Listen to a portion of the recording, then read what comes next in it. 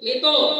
And also sa verse 2, ipakita that growing by feeding on the Word of God. Kung saan na ito pagtubo sa espiritu na anong nga bahin, kung dili usab kita makapakaon sa itong espirituhan nga bahin. No? Muna siya.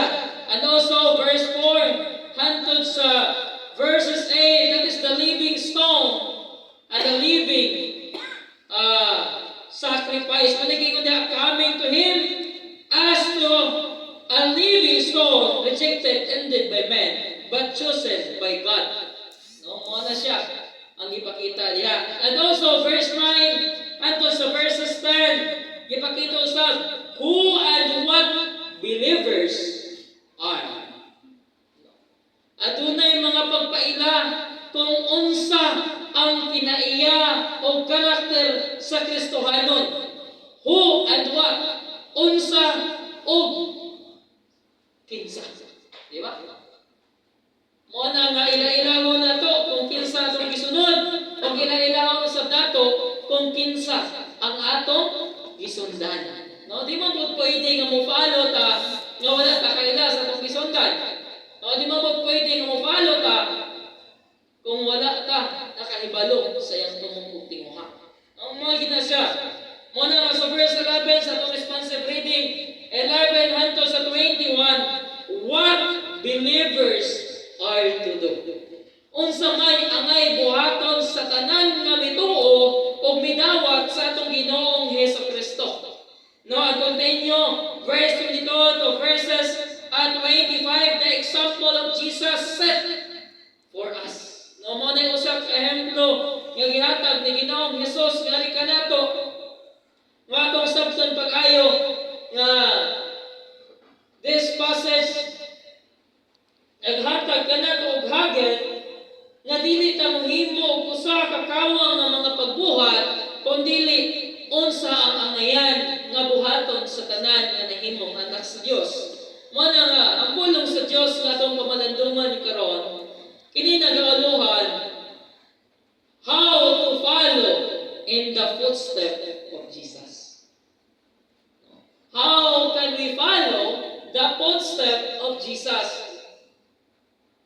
O saan man nato pagsunod diha sa mga lakang o sa dalan sa atong Ginoong Hesukristo nga diin makita sa Dios, dili makita kanato, kundi makita sa Dios nga angayan ta nga tawagog mga anak sa Ginoo. Mao man gani nga gusto nako nga akong topic is about Ephesians chapter 6 verse 1. Tungod kay ang pulong sa Ginoo nagapadayag o nagaingon. Children, obey your parents in the Lord, for this is right. Kinsa man ang mga children ang gipadayag kasagaran ningon para naman na sa mga bata, pastor. Duha ka buok atong ginikanan, o atong ibaluan. Ginikanan sa atong pisikal o labaw sa tanan, ang ginikanan nato espirituhan nga bahin nga mao ang atong Ginoo. Mao na nga dili ingon og tiaw-tiaw ang pagkaanak sa Dios. No, dili ingon og tiaw-tiaw naman. Wala na sakripisyo si Ginoong Hesus sa kawang. No, gisakripisyohan ta si Ginoo sa atong manunubos tungod og alang sa dako niya nga gugma o pinaagi niya na giluwas ta o nakabaton ta sa kinabuhi walay katapusan. Muna nga ito sabton pag-ayo nga si Ginoong Hesukristo is the perfect template of human life. No? Kasagara ang template makita na ito sa CapCut. Wala sa CapCut na sa TikTok. But labos tanan, usa siya kabasihanan dili lang sa tanan nga magtotoo, dili lang sa tanan nga nagtuog, nagsalig sa Ginoo, but labos tanan sa tanan nga tao nga andam mudawat kaniya. For that whosoever believeth in Him should not perish, but have everlasting life. That is the promise of God. No, anong promise mo sa Ginoo? Kaya tanan nga mudawat mudawat ka kaniya, dili kayo malaglag sa kalaglagan sa inferno. Apan makabaton sa kinabuhi, walay katapusan. No mo na gipadayag sa Ginoo, that is the assurance of eternal life.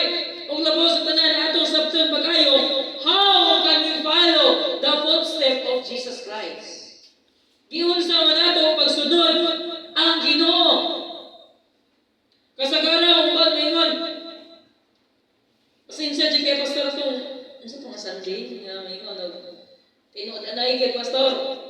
Sunday ra gid may maka-abri Bible. Nya what if dili pa gid makasimba? Palong yung espiritu. Di ba? Mo na usa ka butang nga gikinahanglan kanato mga kaigsunan that we examine ourselves, we examine our faith, and also we examine our personal relationship to God. Kay base ng unyaw, igo na tagadawat-dawat, pero wala tayo tinudanay ng relasyon tuod diha sa Panginoon. Bantayan na to, mga kaigsunan, kung unsa ang gahom nga naa sa Panginoon, nga atong nabatunan. Base nun nga, dili na itong mahibaluan, nga napahilayo na dita ng manang sa presensya sa itong Diyos. Gama sa trend dari sa kalibutan.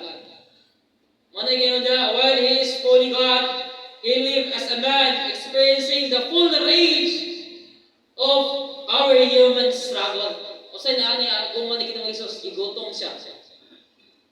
Nasubo siya o mihila siya sa diha na namatay iyang suod ng higala. Isa to suod niya ng higala, mga sila sarap.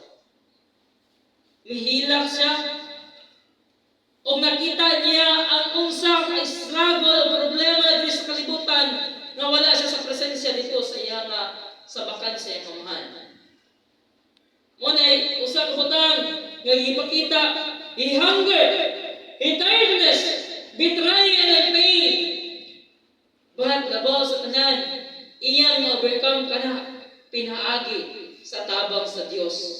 No, tabang sa iyang amahan, nga ato sa langit.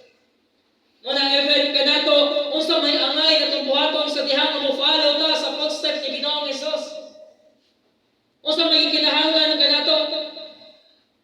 When Jesus said, in the world you will have tribulation, in John chapter 16 verse 33, adunay mga pasulay, adunay mga udyong, no, sa kinabuhi, but be good of cheer, and I have overcome the world.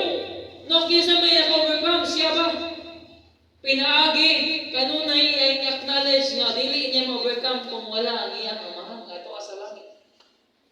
Especially kanato, dali ra kita malimla, dali ra kita matintal, o dali ra kita makakita sa mga opportunity diri sa kalibutan na makayuntag, yes, makagain tag benefits.